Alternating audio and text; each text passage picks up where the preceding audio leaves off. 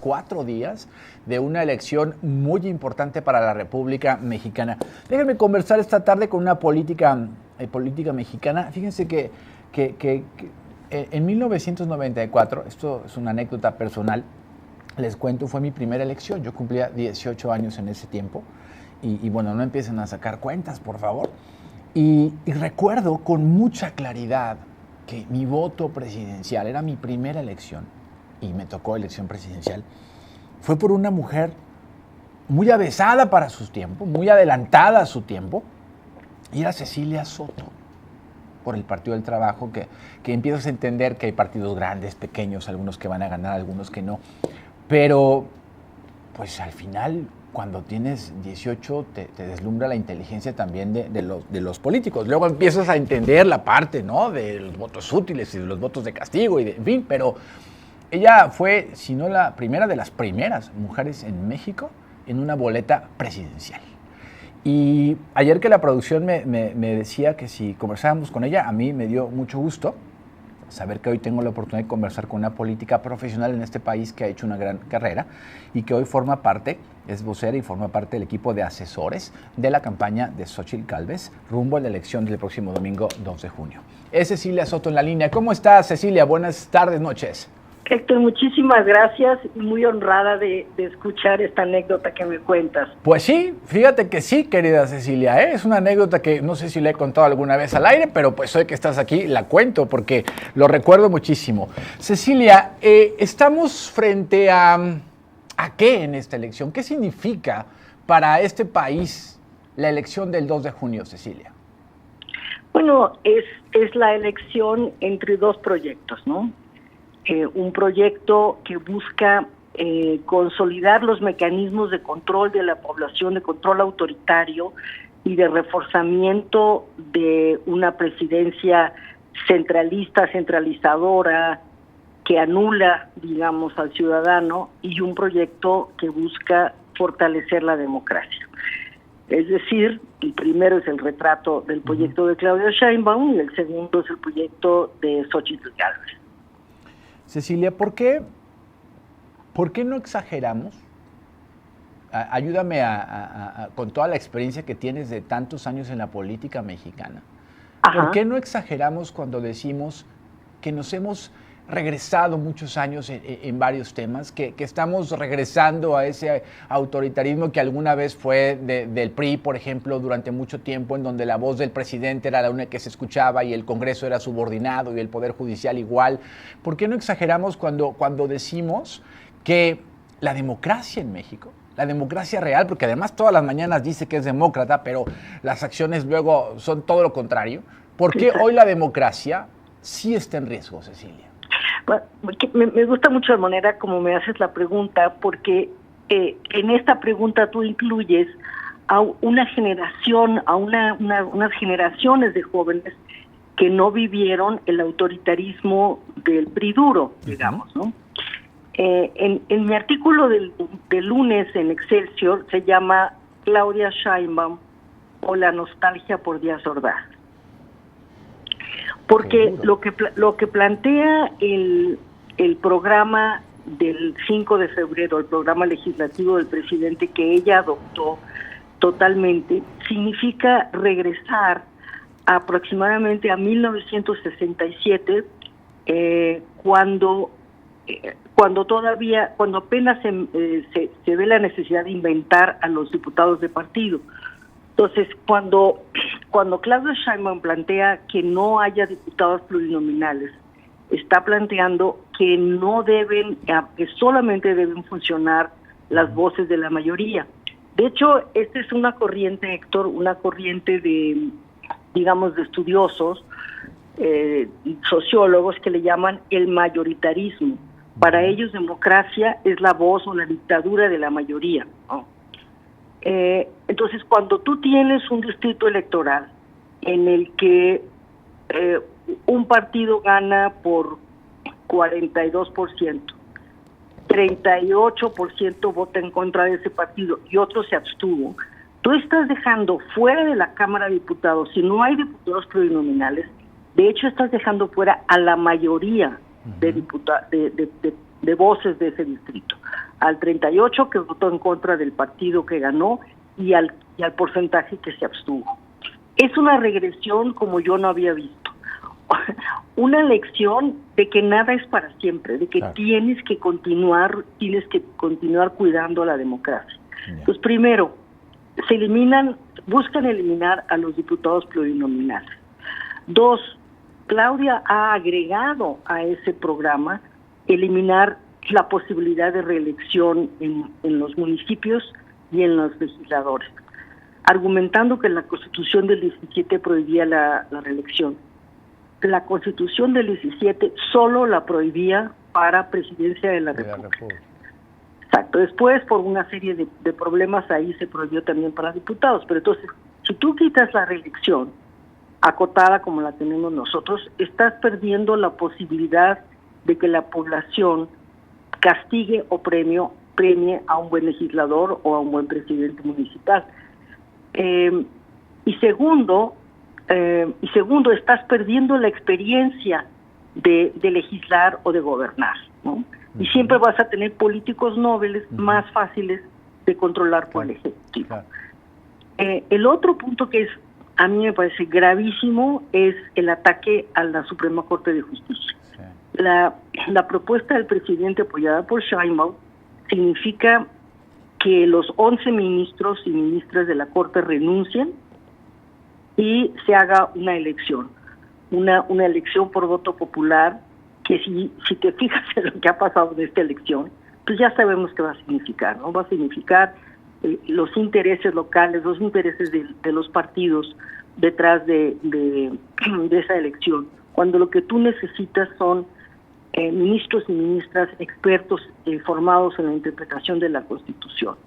Entonces ahí perderíamos un contrapeso fundamental. Y tiene que ver con algo muy sencillo de entender para todos. Piensan más 2 cabezas que uno, o 3 cabezas que una. Claro. Todo mundo puede equivocarse, ¿no? El Ejecutivo, todo mundo. Entonces es muy importante que un legislativo activo, una Suprema Corte independiente puedan contribuir al buen gobierno de México. Entonces, sí es un regreso a lo... Bueno, y otra cosa muy importante, ¿por qué digo yo nostalgia de Díaz Ordaz? Claro. Bueno, porque la cultura política con Díaz Ordaz fue militarista.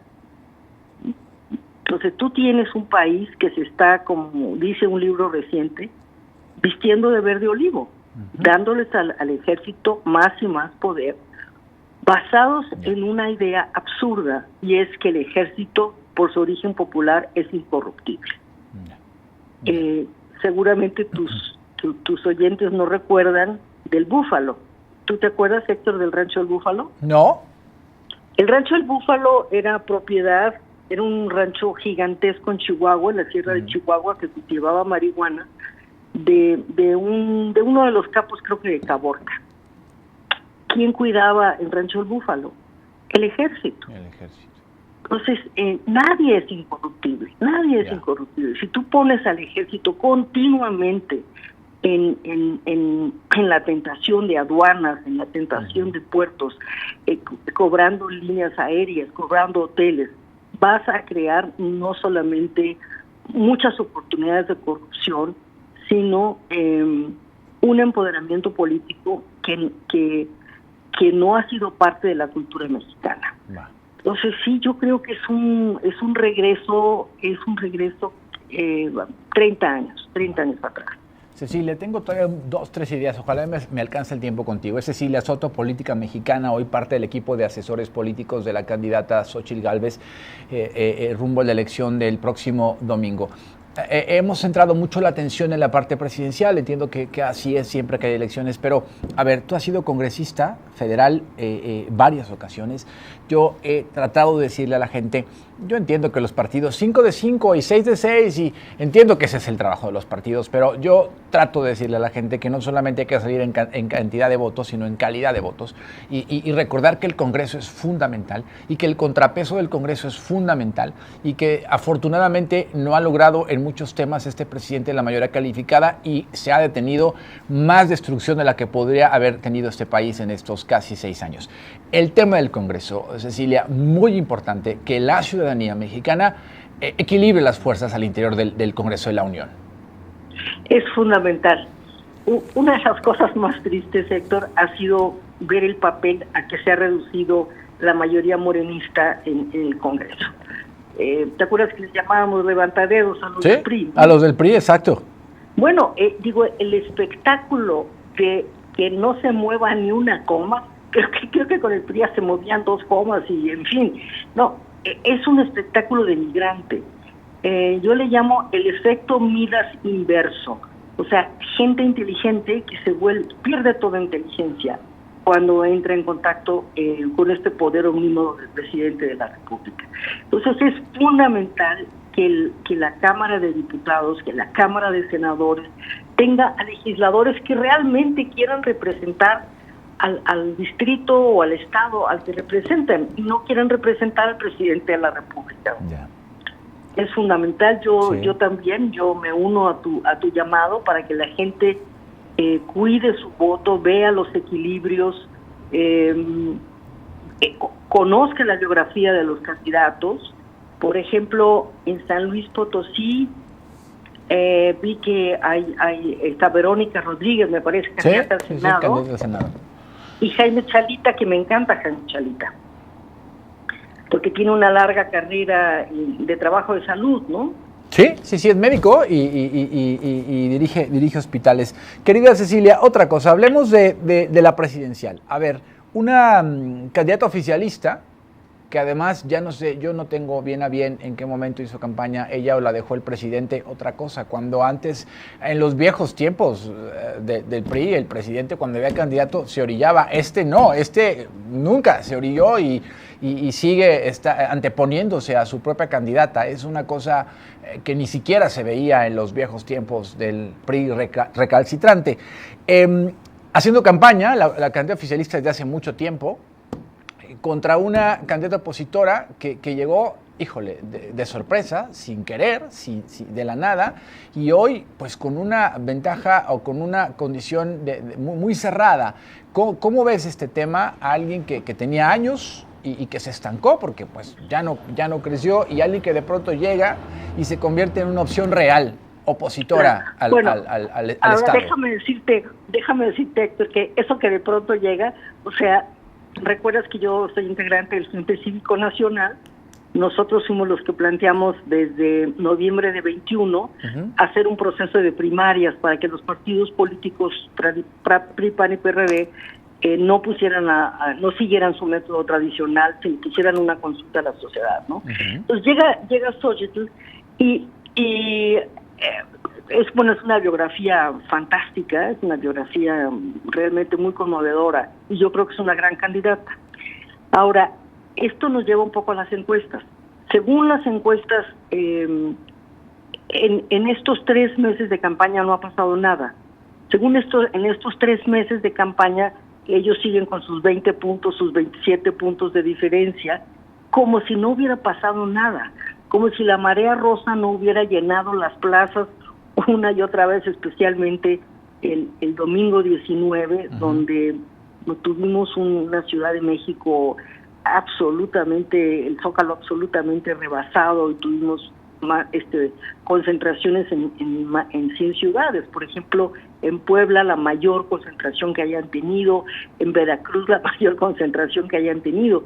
Entonces, yo creo que tenemos una elección muy cerrada, y vamos a depender de la asistencia a las urnas. Yo estoy muy confiada en que hay un voto oculto, hay un voto útil. Mira, yo en 2006, todo el tiempo en la campaña, después de que yo regresé de Brasil, me tocó votar aquí, yo pensé que iba a votar por Patricia Mercado, porque Patricia es mi amiga, la admiro, tiene causas feministas, etcétera. 3 días antes me decidí a votar por Felipe Calderón, porque yo simpatizaba con Felipe, con el PAN. No, sino que López Obrador me parecía muy inmaduro. No pensaba yo que era un peligro para México, pero sí pensaba que era muy inmaduro y que sería muy mal presidente. Entonces yo decidí en lo que se llama voto útil. Sí, Voto útil. No quiero que gane López Obrador porque me parece que sería pésimo presidente. Le doy mi voto a Felipe Calderón. Y yo creo que eso va a pasar. Eso va a pasar en mucha gente a la hora de estar con el papelito y con las diferentes opciones. Bien. Bueno, pues es Cecilia Soto, una política mexicana de mucha experiencia, hoy siendo parte del equipo político asesor de la campaña de Xóchitl Gálvez, quien ha llegado con el apoyo y con la voz ciudadana. Eso hay que reconocérselo, ¿no? Hay que decir que fue la gente quien la colocó ahí, ella lo dice todo el tiempo, y muy a pesar de los negativos de los partidos que hoy la postulan, ella ha hecho su propia campaña y hoy está muy cerca y en una elección muy cerrada rumbo al 2 de junio. Pues qué gusto saludarte, Cecilia, a mandarte un abrazo desde el Bajío mexicano y bueno, pues que el país salga con decisión, con compromiso, con respeto por esta nación, a tomar una decisión que sea la mejor para México. Muchísimas gracias, Héctor, ya sabes de cómo localizarme, y un abrazo y un saludo muy afectuoso a todos tus oyentes. Es tu casa, un abrazo grande, Cecilia, gracias.